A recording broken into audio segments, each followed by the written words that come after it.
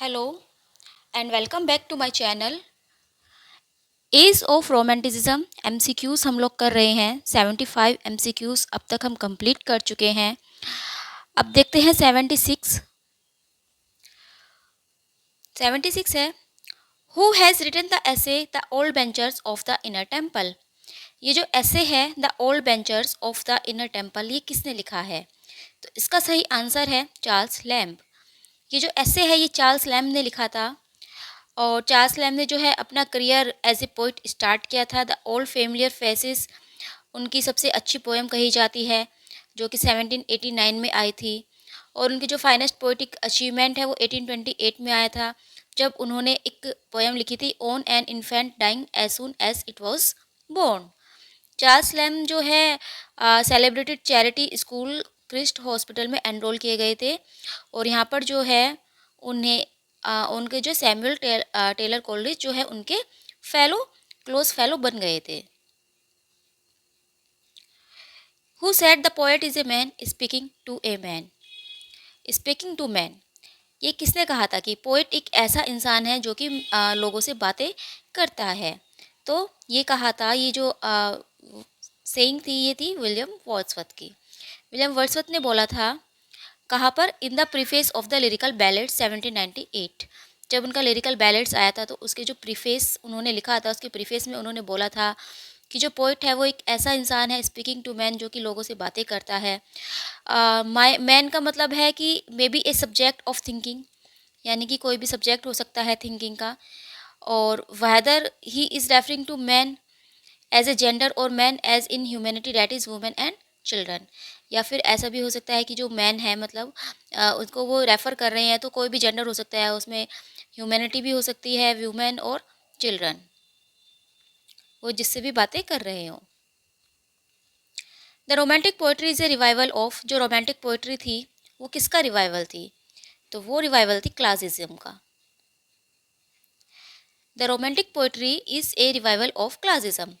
जो romantic poetry थी वो क्लासिज्म का जो है रिवाइवल थी। और रोमांटिस जो रोमांटिक मूवमेंट था is termed as revival of form और creation of new forms. Romantic abhorred classical restraint and obsession with reason. Romanticism जो है इंग्लिश लिटरेचर में 1790 में शुरू हुआ था। वर्ड्सवर्थ और सैमुअल टेलर कोलरिज के समय में कहीं कहीं पर जो है ये डेट 1798 भी होगी, जब लिरिकल बैलेट्स जो है पब्लिश हुआ था। कहीं पर जो है 1790 देखने को मिलती है। Romanticism can be seen as a rejection of the precepts of order, calm, harmony, balance, idealisation and rationality that type classicism. यानी कि रोमांटिसिज्म में जो है आप लोग देख सकते हैं, रोमांटिसिज्म में जो क्लासिज्म की रैशनलिटी थी, आइडियलाइजेशन था, हार्मोनी थी, ऑर्डर, काम, उन सबको क्या गया था? रिजेक्ट कर दिया गया था। तो रोमांटिसिज्म जो था वो क्लासिसिज्म के बिल्कुल अपोजिट था। The lake district in England is associated with, जो लेक डिस्ट्रिक्ट है इंग्लैंड में वो किससे एसोसिएट करती है? तो वो करती है विलियम वर्ड्सवर्थ से। विलियम वर्ड्सवर्थ को लेक पोइट कहा गया है। Essay of Elia is, essay of Elia क्या है? Full of didactic sermonising practical autobiographical fragments, remarkable for their terse and aphoristic style, satirical and critical. तो जो एसे ऑफ इलिया है ये चार्ल्स लैम्ब ने लिखा है और ये जो है उनका ऑटोबायोग्राफिकल है। प्रैक्टिकली ऑटोबायोग्राफिकल फ्रेगमेंट्स इसमें जो है उन्होंने डाले हैं। Who right the poem the triumph of life. ये जो है पोएम ट्रिम्फ ऑफ लाइफ ये किसने लिखी? तो ये जो लिखी है ये पीबी शैले ने लिखी है। द ट्रिम्फ ऑफ लाइफ जो है उनकी पोएम है। ये एक डार्क और विजनरी पोएम है। और पीबी शैले का जन्म हुआ था 4 अगस्त 1792 में, Field Place near Horsham Sussex England. और इन्होंने ये पोएम जब लिखी थी जब ये विला मैग्नी में रहते थे। A long romance entitled Endymion is written by, Endymion जो है किसके द्वारा लिखी गई है? एक लॉन्ग रोमांस पोएम है, तो ये जॉन कीट्स के द्वारा लिखी गई है। एंडेमियन जो है कीट का सबसे पहला मेजर वर्क है। और ये पोइट के जो है फर्स्ट सस्टेंड अटेम्प्ट को भी दिखाता है to explore the relationship between the real world of human experience and the eternal world of an idealised existence. और इस पोएम का जो है क्रिटिसाइज भी काफ़ी हुआ था। क्रिटिसिज्म भी जो है इस पोएम को का काफ़ी हुआ था, क्रिटिसाइज किया गया था इस पोएम को। In which poem has Wordsworth describe different moods of nature. कौन सी पोएम ऐसी है जिसमें वर्ड्सवर्थ ने डिफरेंट मूड्स ऑफ नेचर को डिस्क्राइब किया है? तो that is lines written about Tintern Abbey. Which of the following is not essay by Charles Lamb. निम्न में से कौन सा ऐसे जो चार्ल्स लैम ने नहीं लिखा? तो नाइट फियर्स उनका है, क्राइस्ट हॉस्पिटल भी उनका है, पुअर रिलेशन भी उनका है, लेकिन गोइंग ऑन ए जर्नी ये चार्ल्स लैम का नहीं है। गोइंग ऑन ए जर्नी जो एक ऐसे है वो लिखा है विलियम हैजलिट ने। विलियम हैजलिट को जो है क्रिटिक्स ऑफ क्रिटिक भी कहा जाता था। 10 अप्रैल 1778 को इनका जन्म हुआ था मेडस्टोन, कैंट, इंग्लैंड में, और वो जो है अपने ह्यूमैनिस्टिक एसेस के लिए जाने जाते हैं। The prelude is the work of. Prelude किसका वर्क है? तो प्रिल्यूड जो है वो विलियम वर्ड्सवर्थ का वर्क है। प्रिल्यूड जो है एक लॉन्ग ब्लैंक वर्स पोएम है with the best approach to Wordsworth poetry in general and to the philosophy of nature it contains. इसमें जो है आपको वर्ड्सवर्थ की जो है पोइट्री की बेस्ट अप्रोचिंग देखने को मिलेगी, जनरल में भी और फिलोसफी ऑफ नेचर में भी, यानी कि इसमें जो आपको फिलोसफी भी देखने को मिलेगी। ये जो पोएम है ये 1798-1799 में बिगिन की थी वर्ड्सवर्थ ने, और ये उनकी एक शॉर्ट ऑटोबायोग्राफिकल पोएम थी उस टाइम। और जब उस टाइम जो है उन्होंने जब ये लिखी थी तो ये 1805 में जब इन्होंने कंप्लीट की थी, तो इसमें जो है इन्होंने 13 बुक्स रखी थी। हालांकि ये कभी पब्लिश नहीं हो पाई। जब वर्ड्सवर्थ जिंदा था, मतलब जीवित थे उस वक्त ये कभी भी पब्लिश नहीं हुई, और ये पब्लिश हुई थी 1850 में जब इनकी डेथ हो गई थी। और प्रील्यूड को जो है सब टाइटल भी है और the growth of a mind. इसको रिवाइज किया गया था और एक्सपेंड कर दिया गया था 14 बुक्स में जब ये पब्लिश हुई थी उस time. Who among the following is the interpreter of nature in many moods. इनमें से किसको कहा जाता है कि जिसने जो इंटरप्रेटर है नेचर का? तो that is William Wordsworth. Who among the following is English romantic poet. English romantic poet कौन है? Obviously William Wordsworth. The movement of return to nature has to do with.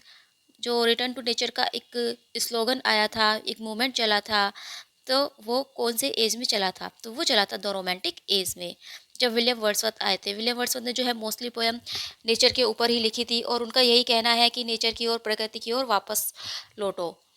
The phrase willing suspension of disbelief is associated with. ये जो phrase है willing suspension of disbelief, ये किससे associate करता है? तो that is Coleridge, S T. Coleridge. The sonnet the world is too much with us is written by. The world is too much with us ये किसने लिखा है? ये लिखा है विलियम वर्ड्सवर्थ ने। Who called Shelley a beautiful but an ineffectual angel. Shelley को ये किसने कहा है कि एक beautiful but an ineffectual angel beating in the void his luminous wings in when. तो ये जो है उनको बोला है मैथ्यू आर्नोल्ड ने। Adonais by Shelley is an elegy on. Adonais जो कि सैले का एक वर्क है, एक एलेजी है, तो ये उन्होंने किसके ऊपर लिखी थी? तो ये उन्होंने लिखी थी जॉन कीट्स के ऊपर। विच of the following writer is noted for what Keats called negative capability. Negative capability जो है जॉन कीट्स ने किसके लिए यूज़ किया है? तो वो उन्होंने यूज़ किया है विलियम शेक्सपियर के लिए। With which of the following poets do we associate the pictorial quality of poetry. निम्न में से जो है कौन सा पोइट ऐसा है जो कि पिक्टोरियल क्वालिटी ऑफ पोएट्री से एसोसिएट है? तो that is John Keats. John Keats died at the age of. John Keats जो है किस एज में उनकी डेथ हो गई थी? तो उनकी जो डेथ हुई थी वो 25 से 26 के बीच में हुई थी, यानी कि 25 से 26 साल के जब वो थे। तो इसमें तो इसका आंसर जो है 25 दे रखा है। Who compose the famous line if winter comes can spring be far behind. ये लाइन किसने कही है? बड़ी प्यारी लाइन है ये, if winter comes can spring be far behind, कि अगर सर्दियाँ आ गई हैं तो स्प्रिंग ज़्यादा दूर नहीं है। यानी कि अगर आपके पास आपकी लाइफ में जो है अगर सैडनेस आ रही है तो हैप्पीनेस कहीं ज़्यादा दूर नहीं है, यानी कि हैप्पीनेस भी आने वाली है। तो ये बहुत ही प्यारी लाइन है जो कही है पी.बी. शैले ने। और पी.बी. शैले ने भी जो है अपनी एक पोएम लिखी थी on to the west wind, उसमें ये लाइन बोली थी जो कि 1819 में उन्होंने कंपोज की थी। पी.बी. शैले जो है उनका जन्म 4 अगस्त 1792 में हुआ था, और वे जो है अपनी लॉन्ग पोइट्री जिसमें क्वीन मैब आती है, एलेस्टर आती है, उनके लिए जाने जाते हैं। Which of the following essay is not written by Charles Lamb? इनमें से कौन सा ऐसे है जो चार्ल्स लैम ने नहीं लिखा? द कॉन्वलिसेंस, ये चार्ल्स लैम का लिखा हुआ है। इम्परफेक्ट सिंपैथीज, ये भी। ए बैचलर्स कंप्लेंट, ये भी। ऑफ स्टडीज़, ऑफ स्टडीज जो है वो चार्ल्स लैम ने नहीं लिखा। ऑफ स्टडीज जो है फ्रांसिस बेकन ने लिखा था। फ्रांसिस बेकन का जो ये फर्स्ट ऐसे ऑफ द फर्स्ट कलेक्शन, जो फ्रांसिस बेकन का फर्स्ट कलेक्शन आया था एसेस का, उसमें से ये सबसे पहला ऐसे था और जिसमें कि 10 एसेस थे। 1597 में जो है फर्स्ट कलेक्शन आया था। Who wrote the revolt of Islam? The revolt of Islam किसने लिखा है? तो ये लिखा है पीबी शैले ने।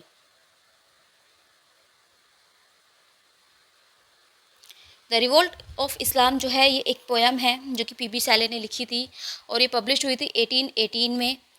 पीबी शैले जो है अपने work ode to the west wind और टू स्काईलार्क के लिए भी जाने जाते हैं। शैले ने जो है पॉलिटिकल पीसेस भी लिखे हैं कुछ, जैसे नॉम डे प्लूम और the hermit of Marlowe. Who compose the famous line our sweetest song are those that tell of saddest thoughts? कि हमारे जो स्वीटेस्ट सॉन्ग है, जो हमारे प्यारे गाने हैं, वो होते हैं जो कि सैडेस्ट थॉट कुछ बताते हैं। तो ये लाइन है ये पीबी शैले की। पीबी शैले ने ही ये लाइन लिखी है और ये टू ए स्काईलार्क से ली गई है। टू ए स्काईलार्क में उन्होंने कही थी ये लाइन। और ये जो लाइन है ये 19th लाइन है 18th स्टेंजा की इन द पोयम। पोयम का जो 18th स्टेंजा है उसकी जो है 19th ये लाइन है। तो यहाँ पर जो है पोइट कहना चाहते हैं कि under all the green sadness there is also a kind of beautiful truth. Sadness and beauty can't be separated from humans for humans. यानी कि जो वो कहना चाहते हैं कि अगर कोई सैडेस्ट चीज़ है, सैडनेस है, तो वहाँ पे कोई एक सुंदर सच जरूर होगा, एक ब्यूटीफुल ट्रूथ जो है उसमें ज़रूर होगा। और जो सैडनेस और ब्यूटी है वो आप ह्यूमन से सेपरेट नहीं कर सकते। Who said there is no essential difference between the language of prose and that of the metrical composition? ये लाइन किसने कही थी? There is no essential difference between the language of prose and that of the metrical composition. तो ये line कही है Wordsworth ने, William Wordsworth ने। तो ये थे आज के कुछ क्वेश्चंस। 100 MCQs जो हैं कंप्लीट हो चुके हैं, अभी लगभग इतने ही और बचे हैं।